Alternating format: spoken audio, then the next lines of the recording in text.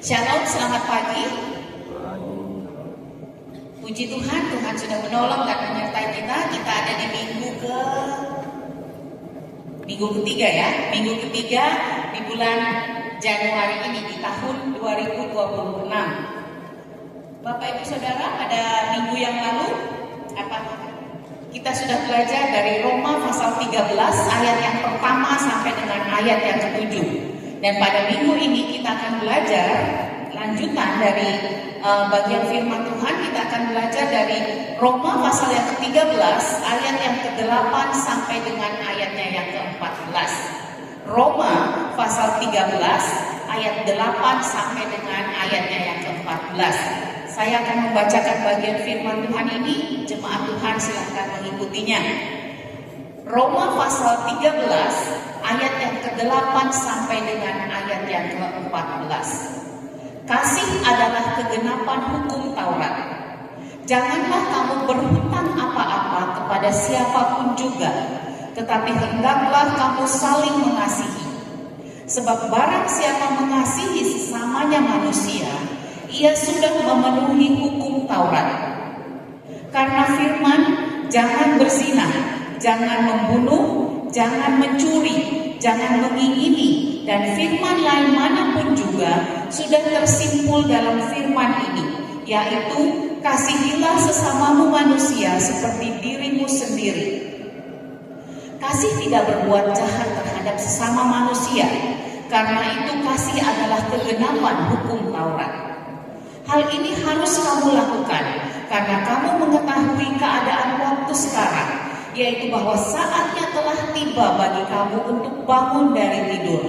Sebab sekarang keselamatan sudah lebih dekat bagi kita daripada waktu kita menjadi percaya. Hari sudah jauh malam, telah hampir siang. Sebab itu marilah kita menanggalkan perbuatan-perbuatan kegelapan dan mengenakan perlengkapan senjata terang. Marilah kita hidup dengan sopan, seperti pada siang hari. Jangan dalam pesta pora dan kemabukan, jangan dalam percabulan dan hawa nafsu, jangan dalam perselisihan dan iri hati. Tetapi kenakanlah Tuhan Yesus Kristus sebagai perlengkapan senjata terang, dan janganlah merawat tubuhmu untuk memuaskan keinginannya. Sedemikian jauh pembacaan firman Tuhan pada pagi hari ini.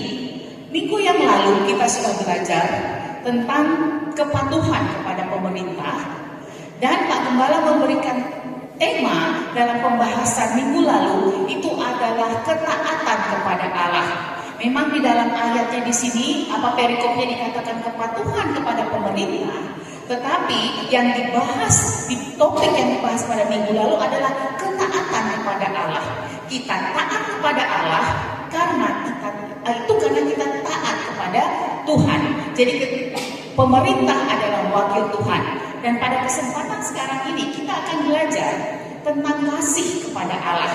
Di sini judul yang diberikan oleh Lembaga Alkitab Indonesia, kasih adalah kegenapan hukum Taurat. Tetapi judul yang saya berikan pada renungan kita pada pagi hari ini itu adalah kasih kepada Allah.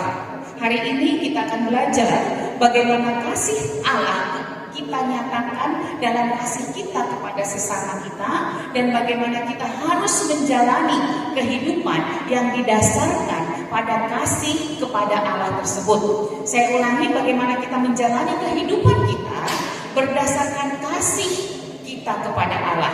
Bukan kita yang duluan mengasihi Allah, tetapi Allah yang terlebih dahulu mengasihi kita. Dan oleh sebab itu sebagai respon kita, bagaimana kita menjalani kehidupan kita berdasarkan kasih kita kepada Allah. Kita akan membahas bagian ini ayat per ayat, yang dimulai dengan ayat yang ke-8.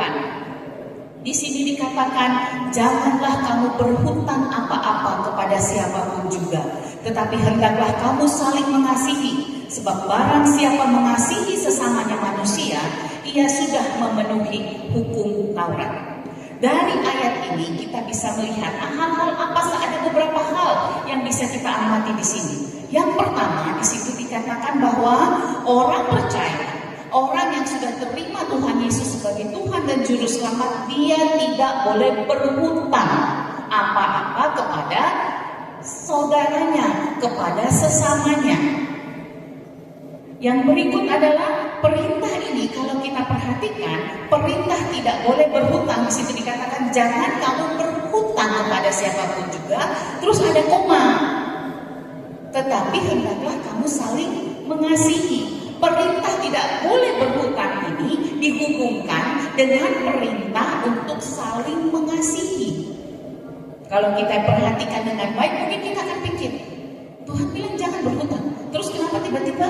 Tetapi kamu harus saling mengasihi. Kalau kita lihat di dalam terjemahan bahasa Inggris ya, itu di sini orang Indonesia bilang apa? Kalau kita baca tetapi hendaklah kamu saling mengasihi, mungkin agak kabur untuk kita. Tetapi ketika kita baca dia di dalam bahasa Inggris, di situ dikatakan except for, kecuali. Boleh berhutang, apa tidak boleh berhutang, tetapi hanya boleh berhutang kasih. Itu yang dimaksudkan di sini. Dengan mengasihi, dan hal yang berikut yang kita perhatikan di sini adalah dengan mengasihi sesama. Seseorang sudah memenuhi hukum Taurat. Orang percaya, seperti yang saya sampaikan tadi, tidak boleh berhutang apa-apa kecuali berhutang kasih. Kasih itu adalah hutang kita, hutang orang percaya kepada sesamanya. Kok bisa seperti itu, Bu?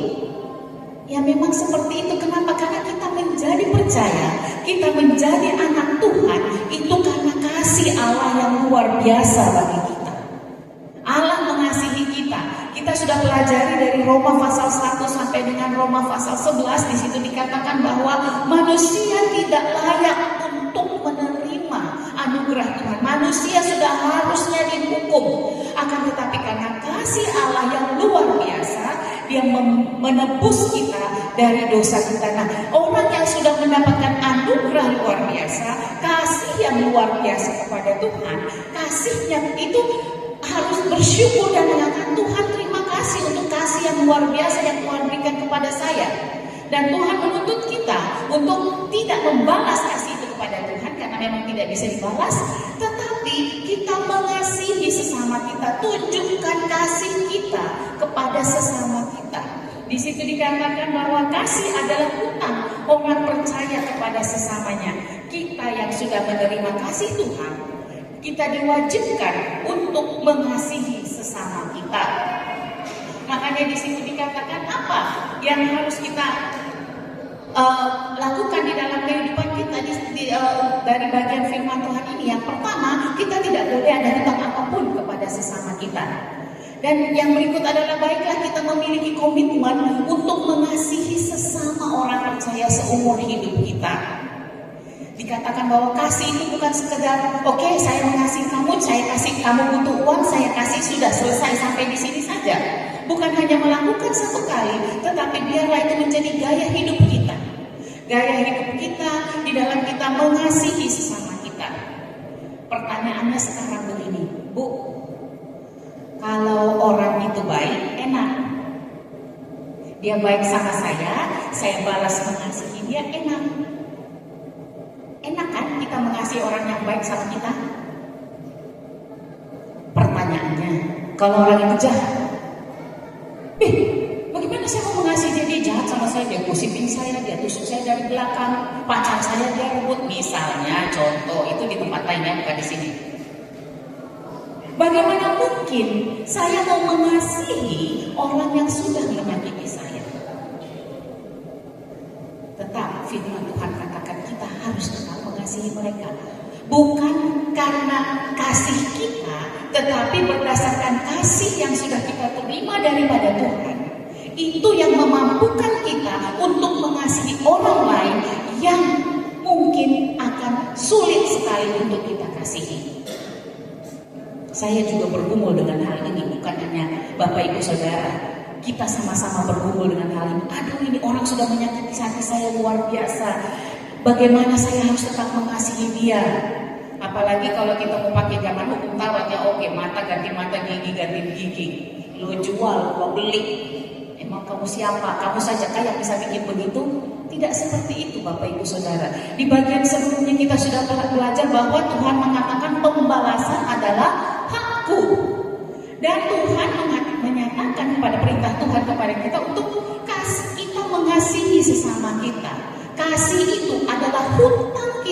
kepada sesama kita. Jadi yang namanya hutang harus selalu dibayar, kan?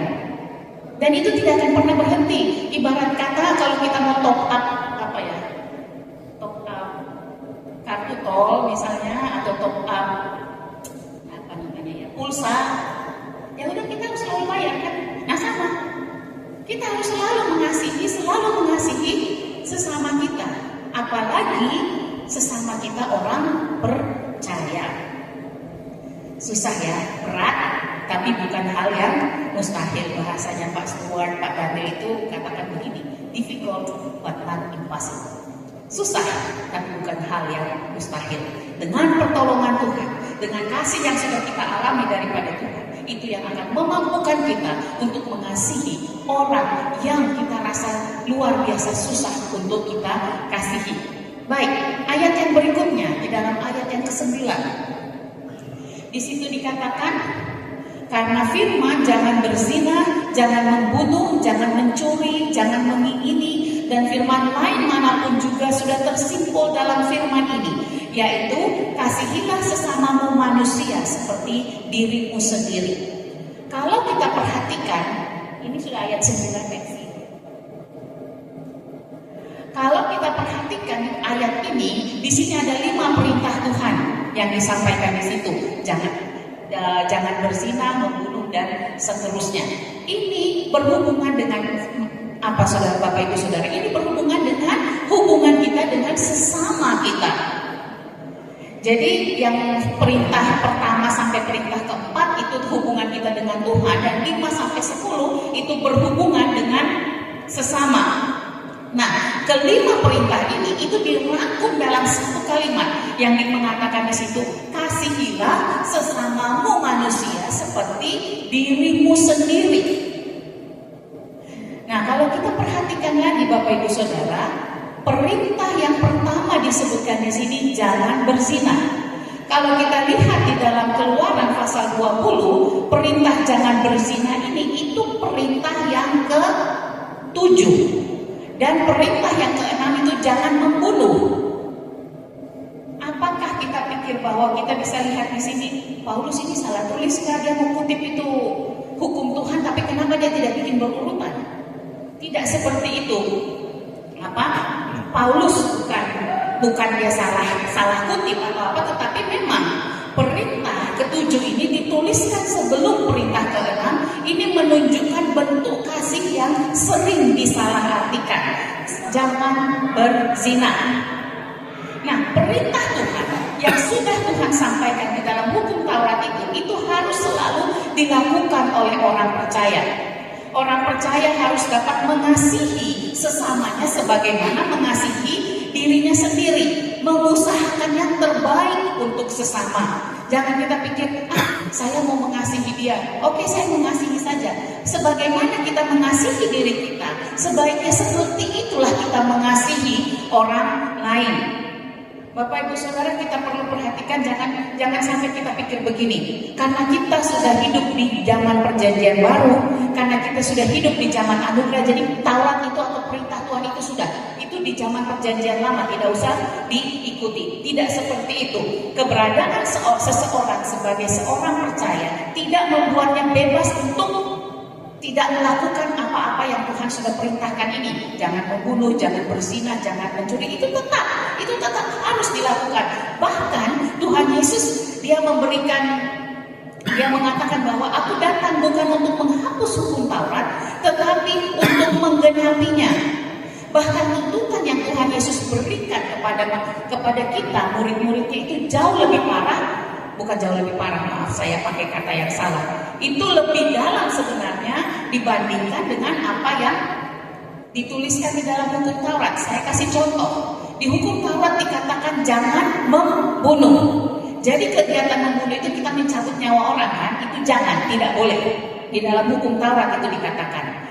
Tetapi apa yang Tuhan Yesus sampaikan di dalam Injil, Tuhan kata bukan hanya dalam level kita mengambil nyawa, tetapi di dalam pikiran kita sudah membenci orang, itu sudah membunuh.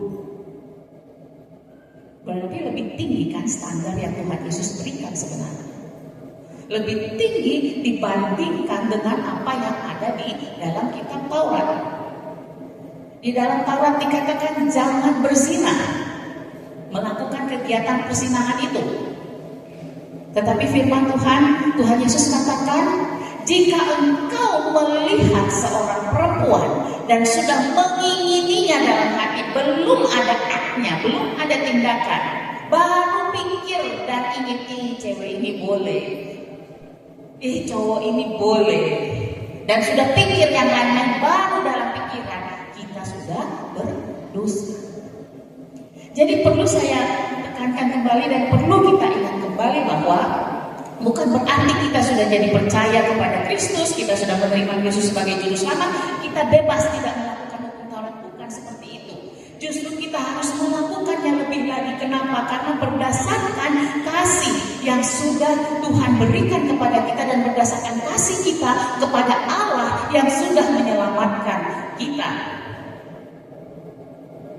Di sini juga yang dikatakan yang jangan berzina itu rasa cinta kepada lawan jenis. Itu tidak boleh menjadi alasan untuk melakukan perzinahan. Saya cinta dia, tidak apa-apa. Nanti kalau saya tidak kasih tubuh saya, dia pergi cari yang lain. Apalagi ada laki-laki katakan, kalau kau cinta sama saya, kau kasih tubuh dirimu untuk saya. Itu karena perempuan takut, saya cinta sama kamu. Tidak seperti itu. Jangan mengatasnamakan cinta untuk melakukan perzinahan. Bagaimana sekarang aplikasinya untuk kehidupan kita? Yang pertama, marilah kita memperlakukan orang lain sebagaimana kita ingin diperlakukan. Sebagaimana dikatakan dalam firman Tuhan, lakukanlah kepada orang lain apa yang kamu ingin orang lain lakukan kepada kamu. Dan yang berikut adalah menjaga kekudusan dalam hubungan dengan lawan jenis. Jangan menggunakan alasan cinta untuk melanggar firman Tuhan. Itu bagian dari ayat yang ke-9. Sekarang kita lanjutkan di ayat yang ke-10. Ayat yang ke-10 berbunyi, kasih tidak berbuat jahat terhadap sesama manusia, karena itu kasih adalah kegenapan hukum Taurat. Kalau kita mengasihi orang, kita tidak mungkin berbuat jahat terhadap orang itu. Saya mengasihi suami saya, tidak mungkin saya mau gebukin suami saya kan. Tidak mungkin saya pukul-pukul suami saya. Aduh, saya sayang sekali dengan kau. Aduh, saya tinju. Misalnya dengan anak saya, aduh saya sayang sekali dengan anak saya ini. Dan saya seperti bersuka cita ketika melihat dia kesakitan. Itu bukan kasih. Kita mengasihi, kasih itu tidak melakukan perbuatan jahat kepada sesama. Itu bukan hanya berhenti sampai di situ Bapak Ibu Saudara, tetapi kasih itu tidak hanya menghalangi orang untuk berbuat jahat, tetapi juga kasih itu membuat orang percaya tidak akan pernah merencanakan sesuatu untuk yang mendatangkan kecelakaan untuk orang lain. Kasih itu membuat kita untuk sampai merencanakan pun kita tidak akan buat.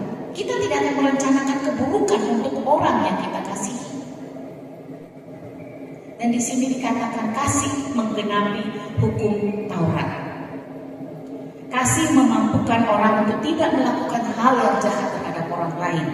Kasih itu memampukan orang untuk melakukan hal yang baik untuk orang lain. Dan di sini dikatakan kasih itulah adalah asas hidup dan bekerja tentang ketaatan kepada seluruh hukum. Kasih kita kepada Tuhan itu kita buktikan melalui ketaatan kita terhadap seluruh perintah Tuhan. Mari kita melakukan hal yang baik untuk orang lain dan kita jangan sampai kita melakukan hal yang buruk untuk orang lain. Kalau itu buruk jangan dibuat, rencanakan pun jangan. Itu ya di ayat yang ke-10 ini. Kita lanjutkan ke ayat yang ke-11. Ayat yang ke-11 berbunyi, hal ini harus kamu lakukan karena kamu mengetahui keadaan waktu sekarang, yaitu bahwa saatnya telah tiba bagi kamu untuk bangun dari tidur.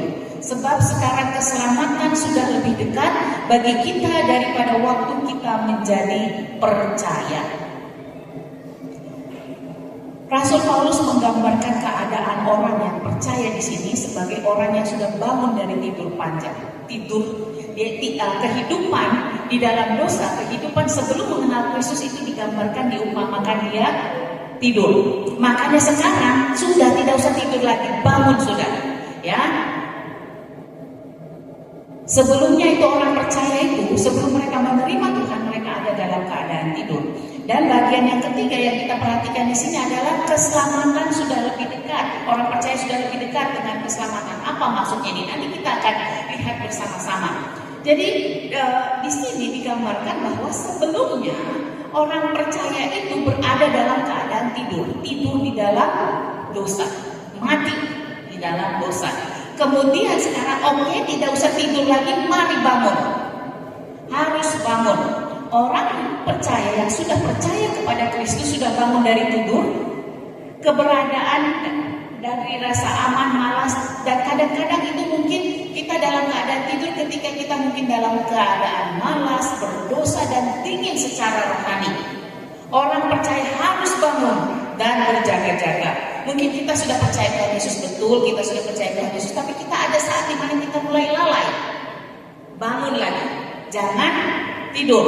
Orang percaya harus waspada terhadap dosa, bersiap dan bersungguh-sungguh dalam melakukan apa yang baik dan hidup dalam penantian akan Tuhan. Di situ dikatakan keselamatan sudah lebih dekat bagi kita daripada waktu kita menjadi percaya. Ini menggambarkan bahwa kedatangan Tuhan yang sudah semakin dekat yang akan menyelamatkan kita semuanya secara sempurna. Dan apa yang harus kita lakukan sebagai orang percaya? Kita bangun, kita bersiaga dalam mengerjakan hal-hal yang harus kita kerjakan. Aplikasinya apa yang harus kita lakukan? Mari kita terus berjaga dan terus melakukan pekerjaan yang Tuhan kehendaki. Dan juga kita bersemangat dalam mengerjakan. Ada lagu yang bilang, kerja buat Tuhan terlalu manis. Jangan pikir itu hanya lagu untuk hamba Tuhan ya Bapak Ibu Saudara.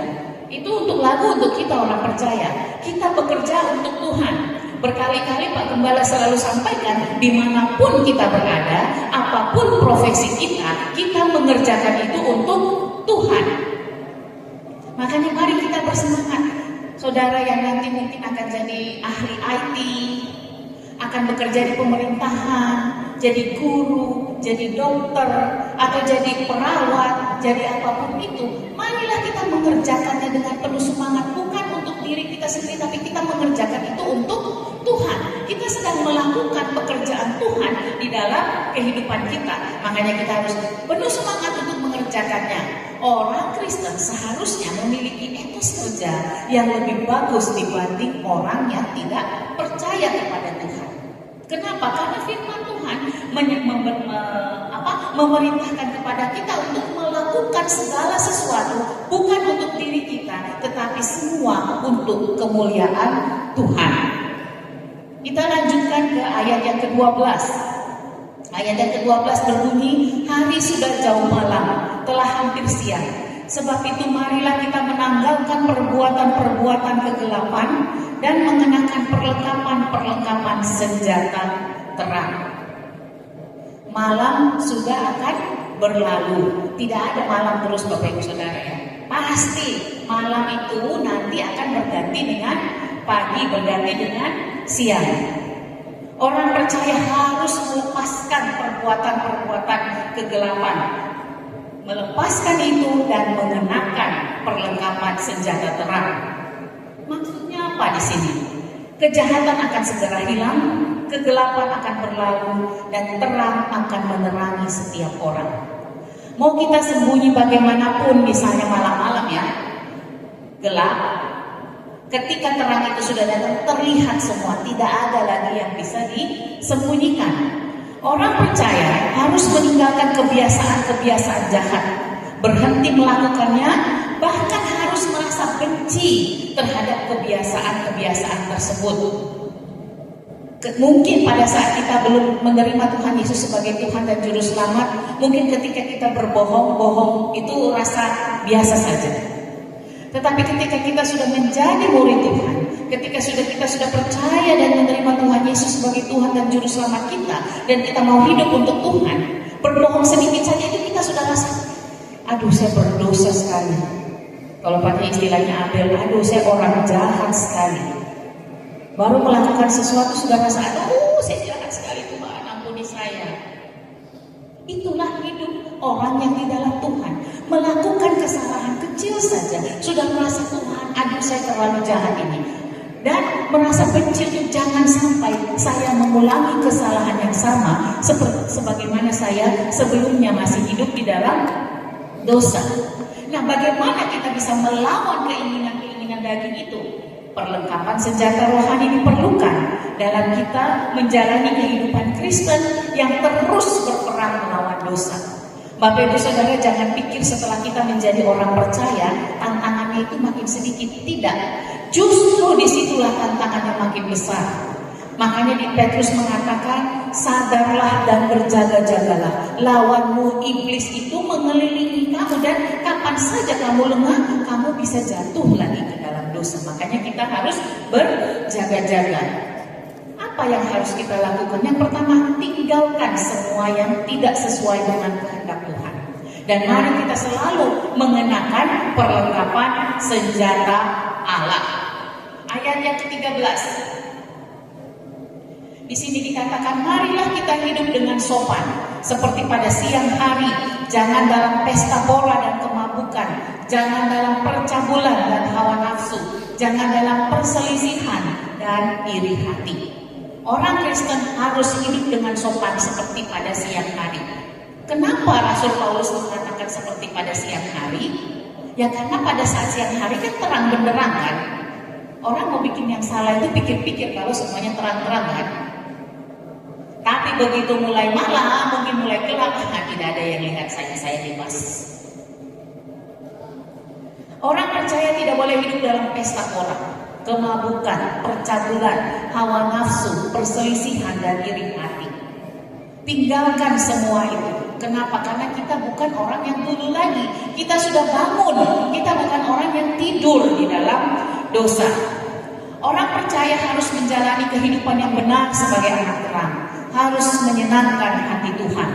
Kehidupan orang percaya harus membawa berkat bagi orang yang di sekitarnya.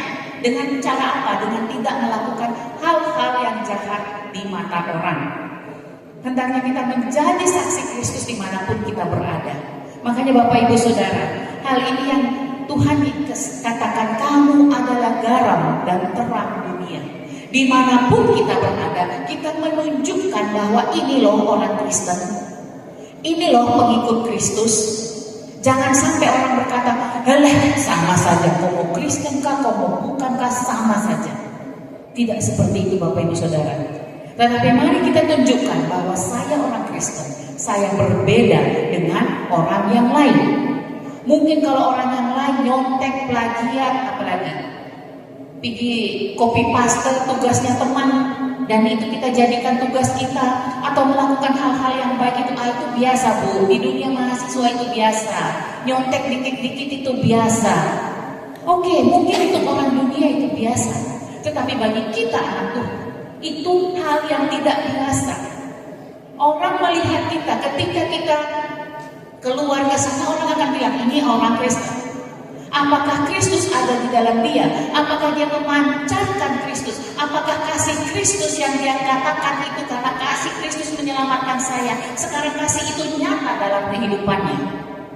Kita menjadi saksi Kristus dimanapun kita berada. Ayat yang terakhir, ayat 14. Tetapi kenakanlah Tuhan Yesus Kristus sebagai perlengkapan senjata terang, dan janganlah merawat tubuhmu untuk memuaskan keinginannya. Orang percaya mengenakan Kristus sebagai senjata perlengkapan senjata terang. Kita sudah ini saya hubungkan dengan pelajaran kita tentang Immanuel, bahwa Allah selalu bersama-sama dengan kita. Kalau kita tahu Allah bersama-sama dengan kita, kemanapun kita pergi, apapun yang kita lakukan, mungkinkah kita akan melakukan hal yang jahat? Bisa nggak kita bilang, Tuhan sebentar ya, saya mau bikin dosa, jadi Tuhan kau pinggir dulu di situ, sana dulu Tuhan ya, duduk manis di situ, biar saya pergi ke sini. Tidak bisa. Tuhan ada selalu bersama-sama dengan kita. Kita mengenakan Kristus. Makanya ketika kita mau melakukan sesuatu, kita pikir sebentar, ini sesuai atau tidak dengan kehendak Tuhan. Itu menjadikan kita waspada, itu menjadikan kita berhati-hati. Orang percaya di sini ayat 14 tidak boleh merawat tubuh untuk memuaskan keinginan tubuh. Saya mau buat ini. Semua keinginan hawa nafsu, ini keinginan saya, keinginan daging kita, tidak boleh. Orang percaya harus tetap mengenakan kebenaran Kristus, tetap tinggal di dalam Kristus dan hidup di dalam Kristus. Mengenakan manusia baru yang sudah diperbaharui di dalam Kristus. Yang lama sudah berlalu, yang baru sudah datang. Saya adalah ciptaan baru. Saya mengenakan Kristus. Kristus hidup di dalam saya. Saya hidup bagi Kristus. Kita menempatkan Kristus sebagai pengendali kita, pengendali dalam kehidupan kita. Jangan kita tertawa, dan pelajaran lain yang kita dapatkan di sini bahwa orang percaya jangan terlalu mengkhawatirkan keadaan jasmani. Kita harus mengendalikan hawa nafsu kita. Apa yang harus kita lakukan? Kita harus selalu mengutamakan Kristus dan mengejar kepentingan Kristus dalam kehidupan kita. Kalau saya melakukan ini, apakah saya mendukung pekerjaan Kristus dalam kehidupan saya? Apapun yang kita lakukan, di dalam saudara mengikuti perkuliahan saudara, apakah Kristus dimuliakan di dalam saudara mengikuti perkuliahan saudara? Jangan orang bilang, kalau orang Kristen itu sudah pasti nilainya semua. Aduh, jangan. Katanya takut akan Tuhan adalah sumber pengetahuan. Tapi kok kenapa nilainya jatuh terus ya? Jangan sampai orang melihat nama Yesus menjadi jelek karena performance kita yang mungkin tidak bagus. Ketika kita melakukan semuanya untuk Tuhan, pastilah kita akan melakukan yang terbaik yang bisa kita berikan. Berikut adalah kita memiliki penguasaan diri agar tidak dipengaruhi oleh hawa nafsu diri kita sendiri. Kita belajar buah-buah roh itu dikatakan apa? Salah satunya adalah penguasaan diri. Kesimpulan, kasih adalah elemen penting dalam kekristenan. Karena kasih Allah yang begitu besar, kita diselamatkan. Kita tidak layak, tetapi Allah melayakkan kita, memberikan anugerah kepada kita. Sebagai respon kita kepada kasih Allah yang luar biasa, kita harus memiliki kasih kepada Allah. Kasih yang bukan hanya teori, tetapi itu merupakan gaya hidup kita, orang percaya. Kita diselamatkan karena kasih kita kepada Allah, makanya kita mengasihi sesama kita. Ingat, kasih itu adalah hutang yang harus terus kita bayar. Kasih itu adalah inti dari semua hukum. Semua hukum Tuhan, 10 itu dirangkum dalam 2 hal. Kasihilah Tuhan Allahmu dengan segenap hatimu. Dan yang kedua, kasihilah sesamamu manusia seperti dirimu sendiri. Kasih itu membuat kita bangun dari tidur rohani. Karena kita mengasihi Tuhan, kita gak mau lama-lama tidur, gak mau lama-lama lalai, tapi mari kita bangkit. Kasih itu meninggalkan kegelapan dan kita mengenakan terang. Dan kasih itu berarti mengenakan Kristus sebagai identitas kita. Saya orang Kristen, saya murid Kristus. Biarlah saya bersikap seperti Kristus. Hendaknya kita harus selalu ingat, slide berikutnya, kita harus selalu ingat bahwa kehidupan yang baru di dalam Kristus adalah kehidupan yang berbeda dengan kehidupan kita sebelumnya. Hidup kita adalah kesaksian. Dunia melihat Kristus lewat cara kita mengasihi, menjaga kekudusan hidup kita, dan menjadi terang. Mari kita kenakan Kristus setiap hari, supaya hidup kita menjadi berkat bagi sesama dan terus hidup sesuai dengan rencana dan kehendak Allah dalam kehidupan kita. Kasih Tuhan, kasih kita kepada Tuhan. Kenapa? Karena Tuhan yang terlebih dahulu mengasihi kita. Dan kasih Tuhan kepada kita itu yang mengangkat kita dari dosa kita, mengangkat kita dari keterpurukan kita. Kasih kita bersama-sama dengan Tuhan.